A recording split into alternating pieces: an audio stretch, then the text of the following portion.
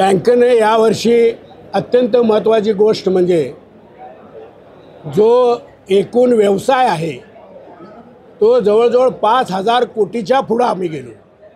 म्हणजे बँकेच्या प्रथमच इतिहासात आपण 5,000 कोटीवर गेलेलो आहोत आणि त्याचप्रमाणे बँकेचा नफा पहिल्याच वेळी 94 कोटी रुपये झालेला आहे। हे अत्यंत महत्त्वाची दोन वैशिष्ट्ये यावेळच्या आमच्या या सभेमध्ये आम्ही त्यांना सांगितलेले आहे। यामध्ये नेहमी असं आहे की 3 सूत्री कार्यक्रम असतो की ठेवी गोळा करणे, कर्ज व्यवहार करणे आणि वसुली करणे। यामध्ये वसुली चांगली झाल्यामुळं आपल्याला नफा चांगला झाला, नफा चांगला झाल्यामुळं आपल्याला ठेवी मिळतात आणि ठेवीमुळं कर्ज व्यवहार वाढतो। या सगळ्या गोष्टी एकमेकावर संबंधित असल्यामुळं या 3 गोष्टी अत्यंत बँकेच्या दृष्टीने चांगल्या आहेत आणि त्या आपण व्यवस्थित ठेवलेल्या आहेत।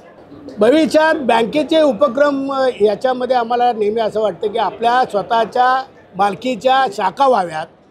दुसरी गोष्ट, आपण ठेवी, कर्जव्यवहार आणि नफा हा नेहमी दरवर्षी वाढण्यासाठी प्रयत्न करावेत, हा आमचा नेहमी उद्देश राहील। आपल्याकडे आता 25 आहेत आणि आता आपण प्रत्येक तालुक्याला त्यांना सांगितलेलं आहे की जेवढे आपल्याला शक्य होईल तेवढ्या स्वमालकीच्या शाखा कराव्या।